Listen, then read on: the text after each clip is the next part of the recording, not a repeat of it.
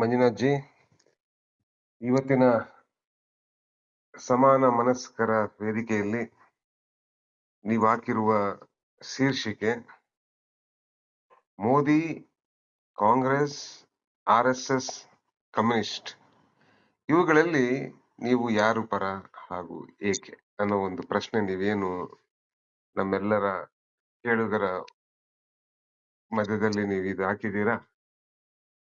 ಇದೊಂಥರ ನಿಮ್ಮನ್ನ ಶ್ಲಾಘಿಸ್ಬೇಕು. ಯಾಕಂದ್ರೆ you are agitating the minds of the people.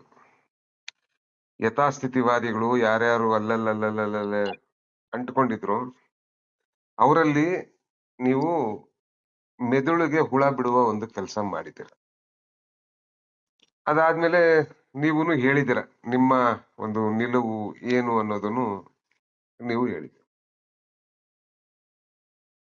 ಈಗ ನಿಮ್ಮ ನಿಲುವನ್ನು ನಾನು ಸಮರ್ಥಿಸಲಾರೆ. ಯಾಕಂದ್ರೆ ಅನ್ಫಾರ್ಚುನೇಟ್ಲಿ ಏನಾಗಿದೆ, ನಾವೆಲ್ಲ ವಿತಿನ್ ದ ಪೊಲಿಟಿಕಲ್ ಸಿಸ್ಟಮ್ ಬಂದಾಯ್ತು. ಈಗ ನಾನು ಸುಮಾರು 2011ರಿಂದ ಸುಮಾರು 15 ವರ್ಷ ತನಕಲಾಡ್ತಾ ಇದ್ದೀನಿ. ಈ ಏನಂತೀವಿ, ನೀವು ಡೀಪ್ ಸಿ ಅಂತಿರೋ, ಡೆವಿಲ್ ಅಂತಿರೋ, ಈ ಒಂದು ರಾಜಕೀಯ ವ್ಯವಸ್ಥೆಯಲ್ಲಿ ಬಂದು ತನಕಲಾಡ್ತಾ ಇದೀವಿ ಅವಾಗ್ಲೇ. ಈಗ ನಮ್ಮಂತವ್ರಿಗೆ ಬೇರೆ ದಾರಿ ಇಲ್ಲ. ಬಾವಿಯಲ್ಲಿ ಬಿದ್ದಿದ್ವಿ, ಈಜಾಡ್ಲೇಬೇಕು. ಈ ಒಂದು ಲುಕ್ರೇಟಿವ್ ಕೆರಿಯರ್ ನ ಬಿಟ್ಟು ನಮ್ಮ ಪ್ಯಾಷನ್ ಏನಿತ್ತು ಅದ್ರ ಕಡೆ ಪಯಣವನ್ನು ಸ್ಟಾರ್ಟ್ ಮಾಡಿದೀವಿ. ಸೊ ಈ ಒಂದು 15 ವರ್ಷ ಆದ್ಮೇಲೆ ನೀವು ನನಗೆ ಕೇಳಿದ್ರೆ ನಿಮ್ಮ ಪಯಣದಲ್ಲಿ ನೀವು ಎಲ್ಲಿ ಇದ್ದೀರಾ ಅಂದ್ರೆ, ಆ ಮಜ್ರೂನ್ ಸುಲ್ತಾನ್ಪುರಿ ಹೇಳ್ದಂಗೆ ಅಕೇಲಾ ಹಿ ಚಲಾತಾ ಮೈ ಮಂಜಿಲ್ ಕಿ ಓರ್, ಲೋಗ್ ಜುಡ್ತೆ ಗಯ ಅವರ ಕಾರವಾ ಬಂತಾ ಗಯ. ಅದೇ ಒಂದು ನಿಟ್ಟಿನಲ್ಲಿ ಇದ್ದೀನಿ. ಪಯಣ ನನಗೆ ಸರಿ ದಾರಿಯಲ್ಲಿ ನಡೀತಾ ಇದೆ ಅಂತ ನನಗೆ ಅನಿಸಿದೆ. ಯಾವಾಗ ಸರಿ ದಾರಿಯಲ್ಲಿ ನಡೆದಿಲ್ವೋ ಅವಾಗೆಲ್ಲ ನಾನು ಕೋರ್ಸ್ ಕರೆಕ್ಷನ್ ಮಾಡ್ಕೊಂಡಿದ್ದೀನಿ. ಈಗ ಈಗ ನೀವಿರೋದ್ರಲ್ಲಿ, ನೀವ್ ಹೇಳಿರೋದ್ರಲ್ಲಿ ಎಲ್ಲದರಲ್ಲೂ ಇದ್ದೆ ನಾನು. ನೀವೇನು ಮೊದಲನೇದು ಮೋದಿ, RSS, ಕಮ್ಯುನಿಸ್ಟ್ರಲ್ಲಿ ಇರ್ಲಿಲ್ಲ ನಾನು ಯಾವತ್ತು. ಆದ್ರೆ ಇವರಿಬ್ಬರ ಜೊತೆನೂ ಒಂದು ತಕ್ಕ ಮಟ್ಟಕ್ಕೆ ಒಂದು ಅನುಭವ ಇದೆ. ಬಹಳ ಆಸ್ಪಿರೇಷನ್ ಇಂದ ಅವ್ರ ಜೊತೆ ಹೋಗಿದ್ದು ನಾನು. ಯಾಕಂದ್ರೆ ನಾನು ಸ್ಟಾರ್ಟಿಂಗ್ ಇಂದನೂ ನಾನೊಂಥರ ವಿಚಿತ್ರ ಮನುಷ್ಯ. ಯಾವುದೇ ಒಂದು ಎಸ್ಟಾಬ್ಲಿಷ್ಮೆಂಟ್ ಇರ್ಲಿ ಅದರ ವಿರುದ್ಧ ನಡ್ಕೊಳ್ಳೋ ಒಂದು ಮನೋಭಾವ ಚಿಕ್ಕವಾಗಿಂದನೂ ನನ್ನಲ್ಲಿ ಇತ್ತು. ಅದಕ್ಕೆ ಯಾವಾಗ ಈ ದೇಶದಲ್ಲಿ ಚೇಂಜ್ ಆಯ್ತು ಅವಾಗೆಲ್ಲ ಚೇಂಜ್ ಪರವಾಗಿ ಹೋದೆ. 89 ಆಗ್ಲಿ, ನಾನು ಅವಾಗ ಫಸ್ಟ್ ಟೈಮ್ ವೋಟರ್ ಇದ್ದೆ. ಅವಾಗ್ಲೂ ನಾನು VP ಸಿಂಗ್ ಪರವಾಗಿ ವೋಟ್ ಹಾಕಿದ್ದೆ. ಅದಕ್ಕಿಂತ ಮುಂಚೆ ನಾನು ಒಂದು 80s ಇಂದಾನೆ 83, 84, 83 ಎಲೆಕ್ಷನ್ ನನಗೆ ಚೆನ್ನಾಗಿ ಜ್ಞಾಪಕ ಇದೆ. NT ರಾಮಾರಾವ್ ಅಲ್ಲಿ ಬರ್ತಾರೆ. ಅವಾಗನು ನಾನು ಆ ಚೇಂಜ್ ಅದನ್ನ ಸ್ವೀಕರಿಸಿದವನು. ನನಗೆ ವೋಟ್ ಇಲ್ಲದೆ ಇದ್ರೇನು ನಾನು ಬಹಳ ಖುಷಿ ಪಟ್ಟವನು. ಅವಾಗ ಟಿವಿ ಗಿವಿ ಇರ್ಲಿಲ್ಲ. 83 ಅಲ್ಲಿ ನಾನು ರೇಡಿಯೋ ಕೇಳ್ತಾ ಇದ್ದೆ, ಜನತಾ ಪಾರ್ಟಿಗೆ ಇಷ್ಟು ಸೀಟ್ ಬಂತು, ಕ್ರಾಂತಿರಂಗಗೆ ಇಷ್ಟು ಸೀಟ್ ಬಂತು ಅಂತ. ಆಮೇಲೆ ಅಲ್ಲಿ NTR ಗೆದ್ದಿದ್ದು ಬಹಳ ಖುಷಿ ಪಟ್ಟಿರುವ ಒಂದು ಸನ್ನಿವೇಶ. ಇವತ್ತು ನೀವು ನನ್ನ ಪಕ್ಷದ ಬಗ್ಗೆನೂ ಹಾಕಿದೀರ, ಕಾಂಗ್ರೆಸ್ ಹಾಕಿದೀರ. ಇವಾಗ ನಾನು ಈಗ ನನ್ನ ಪಕ್ಷದಲ್ಲಿ ಎಲ್ಲ ಸರಿ ಇದೆಯಾ ಅಂದ್ರೆ, I will be a hypocrite if I say ಎಲ್ಲ ಸರಿ ಇದೆ ಅಂತ ಹೇಳಿದ್ರೆ ನಾನು ಒಂದು ಹಿಪೋಕ್ರೈಟ್ ಆಗ್ತೀನಿ. ಈ 2 ರೂಪಾಯಿ ಭಕ್ತರಿಗೂ ನನಗೂ ವ್ಯತ್ಯಾಸನೇ ಇರಲ್ಲ ಅಲ್ವಾ. ಆದ್ರೆ ಮೋದಿ ಮಾಡ್ತಾ ಇರೋದೆಲ್ಲ ಸರಿ ಮಾಡ್ತಾವ್ರ ಅಂದ್ರೆ, in the annals of Indian history he will go down as a prime minister who got everything from the people. 2 ಸತಿ ಅಬ್ಸಲ್ಯೂಟ್ ಮೆಜಾರಿಟಿ, 3ನೇ ಸತಿನು ಅಪೋಸಿಷನ್ ಇಸ್ ಇನ್ ಡಿಸರೆ. ಏನು ಮಾಡಿದ್ರು ಯಾರು ಹೇಳೋರು ಇಲ್ಲ, ಕೇಳೋರು ಇಲ್ಲ. ಎಲ್ಲ ಸಂವಿಧಾನಿಕ ಮೆಕ್ಯಾನಿಸಮ್ಸ್ ನ ಕೊಡ್ಲಿಪೆಟ್ಟು ಕೊಟ್ಟಿ ತನಗಿಷ್ಟ ಬಂದಂಗೆ ED ನ CBI ನ ಲಾಸ್ಟ್ಗೆ ಒಂದು ನಾವು ಯಾವತ್ತೂ ನೋಡೇ ಇಲ್ಲ.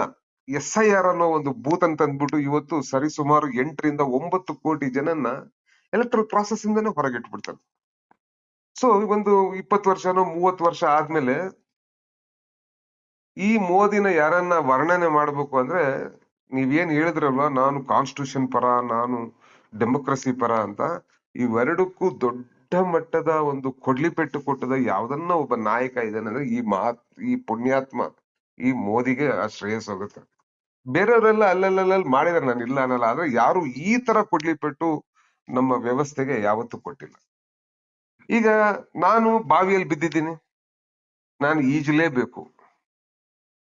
ಅವಾಗವಾಗ ನನ್ನ ಪಕ್ಷದಲ್ಲಿ ಆಗುವ ಆ ಏನು ಸರ್ಕಮ್ಸ್ಟೆನ್ಸಸ್ ನೋಡಿದ್ರೆ ನನಗೂ ಅನ್ಸುತ್ತೆ, ಅಯ್ಯೋ ಏನಪ್ಪಾ ನಾನು ಇಲ್ಲಿರ್ಬೇಕಾ ಅಂತ ಅನ್ಸುತ್ತೆ. ಆದ್ರೆ ಬೇರೆ ದಾರಿ ಕಾಣಿಸ್ತಾ ಇಲ್ಲ ನನಗೆ. ದಾರಿ ಕಾಣದಾಗಿದೆ ರಾಘವೇಂದ್ರನೇ ಅನ್ನೋ ತರ ಆಗುತ್ತೆ. ಈಗ ಹೊರಗ್ ಬರ್ತೀನಿ, ಎಲ್ಲಿಗೆ ಹೋಗೋದು? ಈಗ ಕರ್ನಾಟಕದ ಮಟ್ಟಕ್ಕೆ ಎಲ್ಲಿಗೆ ಹೋಗೋಣ? ಕರ್ನಾಟಕದ ಮಟ್ಟಕ್ಕೆ ನನ್ ಪಕ್ಷ ಬಿಟ್ಟು ಬಂದೆ ಅನ್ಕೊಳ್ಳಿ, ಎಲ್ಲಿಗೆ ಹೋಗೋಣ? ಯಾರ ಜೊತೆ ಸೇರೋಣ? ಕುಮಾರಸ್ವಾಮಿ ಜೊತೆ ಹೋಗ್ಬೇಕಾ? ಕುಮಾರಸ್ವಾಮಿ ಇನ್ನೊಬ್ಬ ಜಾತಿವಾದಿ ಕೋಮುವಾದಿಗಳ ಜೊತೆ ಸೇರ್ಕೊಂಡವ್ರು, ಇನ್ನೆಲ್ಲಿ ಹೋಗೋಣ? ಏನು ಈ ಉಪೇಂದ್ರ ಪಕ್ಷಕ್ಕೆ ಮೋರಿ ಅದು ಇದು, ಅವ್ರಿಗೆ ಏನು ಪಾಲಿಟಿಕ್ಸ್ ಅಂದ್ರೆ ಏನು, ರಾಜಕೀಯ ಅಂದ್ರೆ ಏನಂತ ಗಂಧನೂ ಗೊತ್ತಿಲ್ಲದೆ ಇರೋರ್ ಜೊತೆ ನಾನ್ ಹೆಂಗ್ ಹೋಗ್ಲಿ? ಆಮೇಲೆ ಅವ್ರ ಜೊತೆ ಇರುವ ಅವರ ಪಟಾಳಂನ ನೋಡಿದ್ರೆ ನನಗ್ ಭಯ ಆಗುತ್ತೆ, ನಾನು ಮತ್ತೆ ಮೆಂಟಲ್ ಕೇಸ್ ಆಗ್ಬಿಡ್ತೀನಿ ಅವ್ರ ಜೊತೆ ಹೋದ್ರೆ. ಈಗ ಬೇರೆ ಬೇರೆ ಪಕ್ಷಗಳು ಆಪು ಅವೆಲ್ಲ ನೋಡಿದ್ರೇನು ಅವೇನು ಅಷ್ಟು ಮಟ್ಟಕ್ಕೆ ಇಲ್ಲ, ರಾಷ್ಟ್ರ ಮಟ್ಟದಲ್ಲೂ ಇಲ್ಲ, ನಮ್ಮ ರಾಜ್ಯದಲ್ಲಿ. ಎಲ್ಲಿಗೆ ಹೋಗೋಣ ನಾವು? ಈಗ ನಾನು 15 ವರ್ಷ ವೇಸ್ಟ್ ಮಾಡಿ ಈಗ ಮತ್ತೆ ನಾನು ಕೆಲ್ಸಕ್ಕೆ ಹೋಗ್ಲಾ? ಇವಾಗ ನನ್ಗೆ 55 ವರ್ಷ. ಕೆಲ್ಸಕ್ಕೂ ವಾಪಸ್ ಹೋದ್ರೆ ಯಾವನು ತಗೊಳಲ್ಲ. ಸೊ ಎಲ್ಲಿ ಕಳ್ಕೊಂಡಿದೀನೋ ಅಲ್ಲೇ ಪಡ್ಕೋಬೇಕು ಅನ್ನುವ ಹಂಬಲ ನನಗೆ. ಯಾಕಂದ್ರೆ ನಾನು ಫಸ್ಟ್ ಕೆಲಸ ಮಾಡಿದ ಒಂದು ಒಳ್ಳೆ ಕಂಪ್ನಿ ಅಂದ್ರೆ CEAT. When the going gets tough, the tough get going ಅಂತ ನಮ್ಮ ಒಂದು ಸಿಂಬಲ್ ನ ನಾನು ನನ್ನ ಲೈಫ್ ಅಲ್ಲಿ ಅಳವಡಿಸ್ಕೊಂಡಿರೋದು. ಯಾವಾಗ ನನಗೆ ಕಷ್ಟಗಳು ಬರುತ್ತೋ I try to rise like ಏನೋ ಒಂದು ಏನೊಂದು ಒಂದು ಪುಟ್ದೆ ಎದ್ದೊಳೋ ತರ, ಫುಟ್ಬಾಲ್ ಎದ್ದೊಳೋ ತರ ಎದ್ದೊಳಗೋ ಒಂದು ಪ್ರಯತ್ನ ಪಡ್ತಾನೆ ಇರ್ತೀನಿ. ನಾನು ಯಾವುದಕ್ಕೂ ಕುಗ್ಗಲ್ಲ. ಹಿಂಗೆಲ್ಲ ಇರುವಾಗ ನಮ್ಮಂತವ್ರ ಜೊತೆ ನಮ್ಗೆ ಏನು ಬೇರೆ, ಸಾಂಬಾರ್ ಮಾಡ್ಲೇಬೇಕು, ಊಟ ಮಾಡ್ಲೇಬೇಕು. ಊಟ ಮಾಡದೇ ಇದ್ರೆ ಸತ್ತೋಗ್ತೀವಿ, ಪಾಲಿಟಿಕ್ಸ್ ಮಾಡದೇ ಇದ್ರೆ ಸತ್ತೋಗ್ತೀವಿ. ಈಗ 15 ವರ್ಷ ವೇಸ್ಟ್ ಮಾಡಿದ್ದೀನಿ. 15 ವರ್ಷ of my most productive life I have, after doing all the hard work. ಅದು ಏನು ಒಂದು ಕಾರ್ಪೊರೇಟ್ ಲೈಫ್ ಅಲ್ಲಿ ಒಂದು ಹಾರ್ಡ್ ವರ್ಕ್ ಇರುತ್ತೆ, ಆ ಹಾರ್ಡ್ ವರ್ಕ್ ನೆಲ್ಲ ಮಾಡಿ ಒಂದು ಲೆವೆಲ್ ಬಂದು more or less somewhere between middle and senior management level ಅಲ್ಲಿ ಇದ್ಕೊಂಡು ಈಗ ನನಗೆ ಬೇರೆ ದಾರಿ ಇಲ್ಲ. ಊಟ ಮಾಡ್ಲೇಬೇಕು, ಅಡಿಗೆ ಮಾಡ್ಲೇಬೇಕು, ಊಟ ಬೇರೆಯವ್ರಿಗೂ ಬಡಿಸ್ಲೇಬೇಕು. ಹಂಗಿರುವಾಗ ನಾನು ಮಾರ್ಕೆಟ್ಗೆ ಹೋದಾಗ ಅಲ್ಲಿ ಮೋದಿ, ಕಾಂಗ್ರೆಸ್, RSS, ಕಮ್ಯುನಿಸ್ಟು ಇವ್ರನ್ನೆಲ್ಲ ನೋಡಿದಾಗ ಯಾವ್ದು ಕಮ್ಮಿ ಕೊಳ್ತೋಗಿರೋ ಟೊಮೆಟೊ ಅಂತ ನೋಡ್ತೀನಿ. ಸಾಂಬಾರ್ ಮಾಡ್ಲೇಬೇಕು, ಕೊಳ್ತೋಗಿರೋ ವ್ಯಾಲ್ಯೂ ಮಾಡ್ಲೇಬೇಕು. ಎಲ್ಲ ಒಳ್ಳೆ ಟೊಮೆಟೊನೂ ಸಿಗಲ್ಲ, ನೀವೇ ಹೇಳ್ತೀರ ಎಲ್ಲರೂ ಅಷ್ಟೇ ಅಂತ. ನೀವ್ ಇಲ್ಲೇನ ಇನ್ನೊಂದು ಟೊಮೆಟೊ ಇದೆಯಪ್ಪ, ಈ ಟೊಮೆಟೊ ಚೆನ್ನಾಗಿದೆ ಅಂತ ಹೇಳಿದ್ರೆ ನಾನು ಅದನ್ನ ಚೆಕ್ ಮಾಡ್ತಾ ಇದ್ದೆ. ಆದ್ರೆ ನಾನು ಪದೇ ಯಾವತ್ತು ಎಷ್ಟೊಂದ್ ಜನದ ಹತ್ರ ಮಾತಾಡಿ ಬಜಾರ್ಗೆ ಹೋಗಿ ಮಾರ್ಕೆಟ್ಗೆ ಹೋಗಿ ನೋಡ್ದಾಗೆಲ್ಲ ನನ್ಗಂತೂ ಒಳ್ಳೆ ಟೊಮೆಟೊ ಅಂತ ಸಿಗೋದು ಎಲ್ಲೋ ಒಂದ್ ಕಡೆ, ಅದ್ರಲ್ಲೂ ಸ್ವಲ್ಪ ಏನೋ ಒಂದು ಡಾಟೋ ಬೀಟೋ ಏನೋ ಒಂದು ಇರುತ್ತೆ. ಸೊ ಹಿಂಗಿರುವಾಗ ನಾನು ಇವತ್ತು ಏನು ನೋಡ್ತೀನಿ ಅಂದ್ರೆ, ನನ್ನ there will be individual goals of a person and organisational goals. ಅಂದ್ರೆ ಪಾರ್ಟಿ ಗೋಲ್ಸ್ ಇರ್ತದೆ, ಸಮಾಜದ ಗೋಲ್ಸ್ ಇರುತ್ತೆ. ನನ್ನ ಇಂಡಿವಿಜುವಲ್ ಗೋಲ್ ಏನು? ನಾನೇನು, what am I am a secular, I am a progressive individual. ನಾನು ಸೈಂಟಿಫಿಕ್ ಟೆಂಪರ್ ಉಳ್ಳವನು ಅಲ್ವಾ, ಪ್ರಜ್ಞಾವಂತಿಕೆಯನ್ನ ಒಪ್ಪುವನು, ಯಥಾಸ್ಥಿತಿವಾದಿ ಅಲ್ಲ. ಇವೆಲ್ಲ ಇರುವಾಗ ಇದು ನನ್ನ ಕ್ಯಾರೆಕ್ಟರಿಸ್ಟಿಕ್ಸ್. ಆ ಕ್ಯಾರೆಕ್ಟರಿಸ್ಟಿಕ್ಸ್ ಯಾವ ಪಕ್ಷದಲ್ಲಿದೆ ಅಂತ ನೋಡ್ತೀನಿ. ನಾನು ಈ 15 ವರ್ಷದಲ್ಲಿ ತಪ್ಪುಗಳು ಮಾಡಿದೀನಿ, ತಪ್ಪುಗಳು ಮಾಡಿಲ್ಲ ಅಂತ ಹೇಳಿದ್ರೆ ಸುಳ್ಳಾಗುತ್ತೆ. ನಾನು ತಪ್ಪುಗಳು ಮಾಡಿದೀನಿ. ಇವರೆಲ್ಲ ಬೊಗಳೆನ ಒಪ್ಪಿ, ಒಬ್ಬೊಬ್ಬ ಬೊಗಳೆ ದಾಸ ಬೊಗಳೆ ಬಿಟ್ಟಿದ್ದ 2013-14ರಲ್ಲಿ. ಆ ಬೊಗಳೆನ್ ನಂಬಿ ಹೋದೆ. ಆಮೇಲೆ ಗೊತ್ತಾಯ್ತು ಅದು ಟುಸ್ ಪಟಾಕಿ ಅದು ಅಂತ. ಆಮೇಲೆ ಟೈಮ್ ಕೊಡೋಣ ಅಂತ ನೋಡಿದ್ವಿ, 1 ಸತಿ ನೋಡಿದ್ವಿ, 2 ಸತಿ ನೋಡಿದ್ವಿ, 3ನೇ ಸತಿ. ಈಗ 3ನೇ ಸತಿಯಲ್ಲೂ ಈ ದೇಶದ ಒಂದು ಜುಜುಬಿ ಒಂದು ವಾರ್ ನಡೆದಕ್ಕೆ ಒಂದು, ಅದು ಮೋರಲ್ಲೆಸ್ ಅದೇನು ವಾರು ಅಲ್ಲ, ಏನು ಅಲ್ಲ. ಅದಕ್ಕೆ ಇವತ್ತು ಬಂಗಾರ ಖರೀದಿ ಮಾಡ್ಬೇಡ, ಪೆಟ್ರೋಲ್ ನೋಡ್ಕೊಂಡು ಹೋಗು, ವಿದೇಶಕ್ಕೆ ಹೋಗ್ಬೇಡ. ಆದ್ರೆ ನಾನು ಹೋಗ್ತೀನಿ ವಿದೇಶಕ್ಕೆ, ನಾನು ನಾನು ರೌಂಡ್ ಹೊಡಿತಾ ಇರ್ತೀನಿ, ನಾನು ವಿದೇಶಕ್ಕೆ ಹೋಗ್ತೀನಿ, ನಾನೆಲ್ಲ ಸೂಟ್ಗಳು ಹಾಕೊಂತೀನಿ. ಒಂದು ಸ್ಟೇಟ್ಮೆಂಟ್ ಕೊಟ್ರು, ಬಂಗಾರ ಖರೀದಿ ಮಾಡ್ಬೇಡ, ಅವತ್ತು 15 ಲಕ್ಷ ಕೋಟಿ ಮುಣುಕ್ತು. ಅರ್ಥ ಮಾಡ್ಕೊಳ್ಳಿ, ಯಾರ ದುಡ್ಡು? more than 1 lakh crore rupees FIIs have withdrawn in the month of April. ಅರ್ಥ ಮಾಡ್ಕೊಳ್ಳಿ, more than 1 lakh crore rupees. ಆಮೇಲೆ ಪೆಟ್ರೋಲು ಅದು ಇದು ನಾನು ಜಾಸ್ತಿ ಮಾಡಲ್ಲ ಅಂತ ನೆನ್ನೆ ಇವತ್ತು ನೋಡಿದ್ರೆ 3 ರೂಪಾಯಿ ಜಾಸ್ತಿ ಮಾಡ್ಬಿಟ್ರೆ. ಯಾಕೆ ಇವತ್ತು ಮಾಡಿದೆ? ಯಾಕೆ ಎಲೆಕ್ಷನ್ ಇತ್ತು ಅದಕ್ಕಿಂತ ಮುಂಚೆ ಯಾಕೆ ಮಾಡಿಲ್ಲ ಅಂದ್ರೆ ಜನ ಕ್ಯಾಕರ್ ಸುಗಿತಾರೆ ಅನ್ನೋ ಒಂದು ಭಯ. ಇದು ಈ ಡೋಂಗಿ ನಗ್ನ ಚಕ್ರವರ್ತಿಯ ನಗ್ನ ಸತ್ಯಗಳು. ಹಿಂಗಿರುವಾಗ ನಾನೇನ್ ಮಾಡ್ತೀನಿ, ಇರೋದ್ರಲ್ಲಿ ನನ್ನ ಒಂದು ಏನು ಕ್ಯಾರೆಕ್ಟರಿಸ್ಟಿಕ್ಸ್ ಇದೆ, ಆ ಕ್ಯಾರೆಕ್ಟರಿಸ್ಟಿಕ್ಸ್ಗೆ ಹತ್ರ ಇರುವ ಪಕ್ಷ ಯಾವ್ದನ್ನ ಇದ್ರೆ ಅದು ಇವತ್ತಿಗೆ ಕಾಂಗ್ರೆಸ್ ಪಕ್ಷ. ಗೆಲುವು ಸೋಲು ಅದೆಲ್ಲ ಆಮೇಲೆ ಅಲ್ವಾ. ನಾವು ಜನತಾ ಪಕ್ಷನ ಎಷ್ಟೊಂದು ವರ್ಷಗಳಿಂದ ಸಪೋರ್ಟ್ ಮಾಡ್ತೀವಿ. ಏನು ಪ್ರತಿ ಸತಿನೂ ಜನತಾ ಪಕ್ಷ ಅಧಿಕಾರಕ್ಕೆ ಬರ್ತಾ ಇತ್ತಾ? ರಾಜಕೀಯ ಅಂದ್ರೆ ಬರೀ ಅಧಿಕಾರದಲ್ಲೇ ಇರ್ಬೇಕು ಅಂತಲ್ಲ. ನಾನು ಬಿಜೆಪಿನ ಬಿಟ್ಟು ಬಂದಾಗ್ಲೂ ಬಿಜೆಪಿ ಅಧಿಕಾರದಲ್ಲಿದ್ದಾಗ್ಲೇ ಬಿಟ್ಟು ಬಂದಿದ್ದು. ಅರ್ಥ ಆಯ್ತಾ? ಅಧಿಕಾರ ಹೋದಾಗ್ಲೆಲ್ಲ ನಾನು ಬಿಟ್ಟು ಬಂದಿದ್ದು. ಸೊ ಇದೆಲ್ಲ ಹಿಂಗಿರುವಾಗ ನನ್ನ ಮುಂದೆ ಇರೋದು ಕಾಂಗ್ರೆಸ್. ನಾಳೆ ಬೆಳಿಗ್ಗೆ ನಾನು ಯಾವತ್ತೂ ಯಥಾಸ್ಥಿತಿವಾದಿ ಅಲ್ಲ. ಯಾವತ್ತನ್ನ ಇನ್ನೊಂದು ಪಕ್ಷ ಬಂದು ಆವತ್ತು ನನಗೆ ಕಾಂಗ್ರೆಸ್ ಇಂದ ಅಷ್ಟೇನು ಸ್ಯಾಟಿಸ್ಫ್ಯಾಕ್ಷನ್ ಆಸ್ ಫಾರ್ ಆಸ್ ಮೈ ಐಡಿಯಾಲಜಿ, ನನ್ನ ಒಂದು ಗೋಲ್ಸ್ಗೆ ಆಗದೆ ಇದ್ರೆ, ಒಳ್ಳೆ ಟೊಮೆಟೊ ಬಂತು ಅನ್ಕೊಳ್ಳಿ ಮಾರ್ಕೆಟ್ಗೆ, ಡೆಫಿನೆಟ್ಲಿ ಖರೀದಿ ಮಾಡೋಣ. ಯಾಕಂದ್ರೆ ನಾವು ಡೆಮೋಕ್ರಸಿಯಲ್ಲಿ ಯಾವುದೇ ಒಂದು ಪಕ್ಷಕ್ಕೆ ಬಾನಸ್ ಯಾವತ್ತೂ ಆಗ್ಬಾರ್ದು. ಅರ್ಥ ಮಾಡ್ಕೊಳ್ಳಿ. ಯಾವತ್ತು ನೀವು ಒಂದೇ ಪಕ್ಷಕ್ಕೆ ಬಾನಸ್ ಆಗ್ತಿರೋ ಆವತ್ತು ಡೆಮೋಕ್ರಸಿ ಸತ್ತು. ಯಾಕಂದ್ರೆ ಅವ್ನು ಏನ್ ಮಾಡಿದ್ರೆ ನೀನ್ ಅವನಿಗೆ ವೋಟ್ ಹಾಕೋದು, ದೆನ್ ಡೆಮೋಕ್ರಸಿ ಡೈಸ್. ಇವತ್ತು ಭಾರತದಲ್ಲಿರುವ ಬಹುತೇಕ 2 ರೂಪಾಯಿ ಭಕ್ತರ ಕಥೆನು ಇದೇ ರೀತಿ ಇದೆ. That is why I feel that they are A danger for our democracy and our country. ಯಾಕಂದ್ರೆ ಅವ್ನು ಹೇಳ್ತಾನೆ 400 ರೂಪಾಯಿ ಪೆಟ್ರೋಲ್ ಆದ್ರೆ ನಾನು ಅಲ್ಲೇ ವೋಟ್ ಹಾಕ್ತೀನಿ ಅಂದಾಗ ದಟ್ ಮೀನ್ಸ್ ಹಿ ಹಸ್ ಲಾಸ್ಟ್ ಹಿಸ್ ಮೈಂಡ್. ಯಾವ್ದು ಒಳ್ಳೇದು ಯಾವ್ದು ಕೆಟ್ಟದ್ದು ಅನ್ನೋದು ಅವನು ಓಟು ದೇಶಕ್ಕೆ ಮಾರಕ. ಈಗ ಬ್ಲೈಂಡ್ ಆಗಿ ನಾನು ಏನನ್ನ ಮಾಡ್ಲಿ ನಾನು ಇವನ್ಗೆ ವೋಟ್ ಹಾಕ್ತೀನಿ ಅನ್ನೋದು ಈ ದೇಶಕ್ಕೆ, ನಮ್ಮ ಸಮಾಜಕ್ಕೆ ಮಾಡುವ ದೊಡ್ಡ ದ್ರೋಹ. ಯಾಕಂದ್ರೆ ಅವನ ಓಟಿಂದ ಏನು ಪ್ರಯೋಜನ ಆಗಲ್ಲ. ಅವನ ಓಟಿಂದ ಇನ್ನ ವರ್ಸ್ಟ್ ಆಗುತ್ತೆ. ಯಾಕಂದ್ರೆ ಒಬ್ಬ ಅಯೋಗ್ಯ ಮತ್ತೆ ಮತ್ತೆ ಮತ್ತೆ ಮತ್ತೆ ಚುನಾಯಿತನಾಗೋ ಎಲ್ಲ ಲಕ್ಷಣಗಳು ಇರ್ತವೆ. ಅದಕ್ಕೆ ನಾನು ಒಂದು ನಯ್ಯ ಪೈಸಾನು ಅಂತವ್ರಿಗೆ ನಾನು ಡೆಮೋಕ್ರಸಿಯಲ್ಲಿ ಅವ್ರಿಗೆ ವ್ಯಾಲ್ಯೂ ಕೊಡಲ್ಲ, ಅವ್ರಿಗೆ ಚೀಮಾರಿ ಆಗ್ತೀನಿ. ಸೊ ಹಿಂಗಿರುವಾಗ ಇವತ್ತು ನಾನೇನು ಸ್ಟ್ಯಾಂಡ್ ತಗೊಂಡಿದ್ದೀನೋ, ಒಂದು ಸೆಕ್ಯುಲರ್ ಪಕ್ಷ, ಒಂದು ಸಿದ್ಧಾಂತದಲ್ಲಿ ಮಾನವತ್ವವುಳ್ಳ ಪಕ್ಷ, ಈ ದೇಶದಲ್ಲಿ ಬುನಾದಿ ಹಾಕೊಟ್ಟಿರೋ ಪಕ್ಷ. ತಪ್ಪು ಮಾಡಿರ್ಬೋದು, ನಾನು ಇಲ್ಲ ಅನ್ನಲ್ಲ. ಗಾಂಧಿವಾದನ ಎಲ್ಲ ಒಪ್ಪದೇ ಇರ್ಬೋದು. ಆದ್ರೆ ಇವತ್ತು ಗಾಂಧಿ ಪರವಾಗಿ ಯಾರನ್ನ ಒಬ್ರು ಬ್ಯಾಟಿಂಗ್ ನೀಟಾಗಿ ಆಡ್ತಾರೆ ಅಂದ್ರೆ ಅದು ಕಾಂಗ್ರೆಸ್ ಪಕ್ಷನೇ. ಗಾಂಧಿ ವ್ಯಾಲ್ಯೂಸ್ ಇವತ್ತು ನಾವು ಹೌದಪ್ಪ ಅದು ಸರಿಯಾದ ವ್ಯಾಲ್ಯೂಸ್ ಅಂತ ಒಪ್ಕೊಳ್ಳೋರು ಯಾವ್ದನ್ನ ಒಂದು ಪಕ್ಷ ಇದ್ರೆ ಅದು ಕಾಂಗ್ರೆಸ್ ಪಕ್ಷನೇ. ನಾವು ಫಾಲೋ ಮಾಡದೇ ಇರ್ಲಿ. ಅದೇ ರೀತಿ ಇವತ್ತು ಗೋಡ್ಸೆಯನ್ನು ಒಪ್ಪುವ ಪಕ್ಷದವರು ಇವತ್ತು ಅಧಿಕಾರದಲ್ಲಿದ್ದಾರೆ. ಆ ನಾಲಾಯಕರನ್ನ ಕಂಪೇರ್ ಮಾಡಿದ್ರೆ ಯಾವತ್ತು ಕಾಂಗ್ರೆಸ್ಸಿಗರಿಗೆ ಅದೇನಂತೀವಿ ನೈತಿಕತೆ ಉಳ್ಳ ಒಂದು ಪಕ್ಷ ಇವತ್ತು ಕಾಂಗ್ರೆಸ್ ಪಕ್ಷ. 100% ಗಾಂಧಿನ ಫಾಲೋ ಮಾಡದೇ ಇರ್ಬೋದು, ದಟ್ಸ್ ಓಕೆ. ಗಾಂಧಿನ 100% ಯಾರು ಫಾಲೋ ಮಾಡಕ್ ಸಾಧ್ಯನೇ ಇಲ್ಲ. ಇದು ವಾಸ್ತವ. ಇದು ನಾವ್ ಹೇಳಿದಾಗೆಲ್ಲ ಮಂಜುನಾಥ್ ಅವರಿಗೆ ಕೋಪ ಬರುತ್ತೆ, ಬಟ್ ದಟ್ಸ್ ಓಕೆ. ಯಾರು 100% ರಾಜಕೀಯದಲ್ಲಿರೋರು ಗಾಂಧಿನ 100% ಫಾಲೋ ಮಾಡಿದ್ರು. ಆದ್ರೆ ಆ ಆಶಯಗಳನ್ನ ನೀವು ಒಪ್ತೀರಾ? ಆ ಆಶಯಗಳು ಸರಿ ಇದಾವೆ ಅಂತ ಒಪ್ತೀರಾ? ಅದು ಬಹಳ ಮುಖ್ಯ. ಆ ದಾರಿಯಲ್ಲಿದ್ದೀರಾ? ಅದು ಬಹಳ ಮುಖ್ಯ. ಸೊ ಇವತ್ತಿನ ಪರಿಸ್ಥಿತಿಯಲ್ಲಿ ಎಲ್ಲಿವರೆಗೂ ಇನ್ನೊಂದು ಪಕ್ಷ ಬಂದು 100% ಈ ಪಕ್ಷ ಜಾತಿವಾದಿ ಅಲ್ಲದ ಪಕ್ಷ, ಜಾತ್ಯತೀತವಾದ ಪಕ್ಷ, ಪ್ರಜ್ಞಾವಂತಿಕೆ ಉಳ್ಳ ಪಕ್ಷ, ಸೈಂಟಿಫಿಕ್ ಟೆಂಪರ್ ಉಳ್ಳ ಪಕ್ಷ, ಮಾನವತ್ವವಾದತನಕ್ಕೆ ಹತ್ತಿರವಾದ ಪಕ್ಷ ಆಗಿ ಕಾಂಗ್ರೆಸ್ಗೆ ಆಲ್ಟರ್ನೇಟಿವ್ ಆಗಿ ಎವಾಲ್ವ್ ಆದ್ರೆ ಆವತ್ತು ನೋಡ್ಬೋದೇ ಹೊರತು ಇವತ್ತು ನೀವೇನು ಹೇಳ್ತೀರಾ, ಮೋದಿ, RSS, ಆಮೇಲೆ ಇವೆಲ್ಲ ಯಾವ್ದು ಚಿಲ್ಲರೆ ಪಾರ್ಟಿಗಳು ಯಾವ್ಯಾವ ಇದಾವೋ ಅವ್ ಯಾವ್ದು ನಮ್ಮಂತವ್ರು ಸೇರೋಕ್ ಸಾಧ್ಯ ಇಲ್ಲ. A known devil is always better then an unknown devil ಅಂತ ಹೇಳ್ತಾರೆ.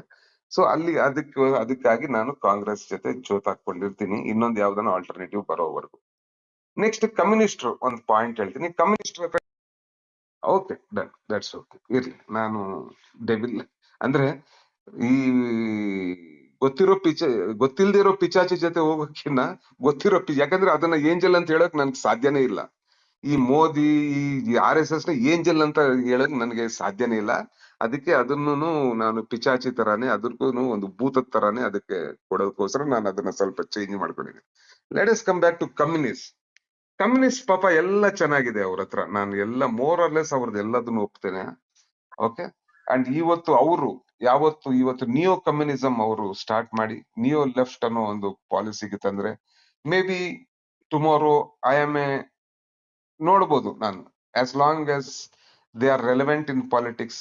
ನಾಳೆ ಬೆಳಿಗ್ಗೆ ಅವರು ಲೆಫ್ಟ್ ಆಫ್ ಸೆಂಟರ್ ಬಂದು ಪ್ಯೂರ್ ಲೆಫ್ಟಿಸ್ಟ್ ಇಂದ ಲೆಫ್ಟ್ ಆಫ್ ಸೆಂಟರ್ ಕಡೆ ಬಂದು ನಾಳೆ ಬೆಳಿಗ್ಗೆ ಅವರು ಸ್ವಲ್ಪ ನಿಯೋ ಲೆಫ್ಟ್ ಅಂದ್ರೆ ಈ ಹಳೇದೆಲ್ಲ ಏನೇನಿದೆಯೋ ಅದನ್ನೆಲ್ಲ ಬಿಟ್ಬಿಟ್ಟು ಇವತ್ತಿನ ಕಾಲಘಟ್ಟಕ್ಕೆ ಏನೇನ್ ಬೇಕು ಅನ್ನೋದು ಅವರೆಲ್ಲ ತಗೊಂಡು ಅವರು ಅನುಸರಿಸಿದ್ರೆ definitely left will be one of the option for me. ಅದಾಗೋವರೆಗೂ ನಾನು ಇವತ್ತು ಏನು ನಾನು ಕಾಂಗ್ರೆಸ್ ಜೊತೆ ಇದೀನೋ that is a right choice ಅಂತ ಹೇಳಿ ನಾನು ಮಾತನ್ನು ಮುಗಿಸ್ತೀನಿ. Thank you so much.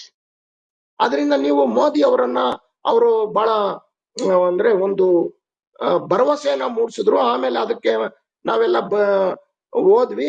ಆಮೇಲೆ ಅವರು ಆ ಭ್ರಮ ನಿರಸನ ಮಾಡಿದ್ರು, ಅದು ಹೇಳಿದ್ರಿ, ನಾನು ಒಪ್ಕೊಳ್ತೀನಿ.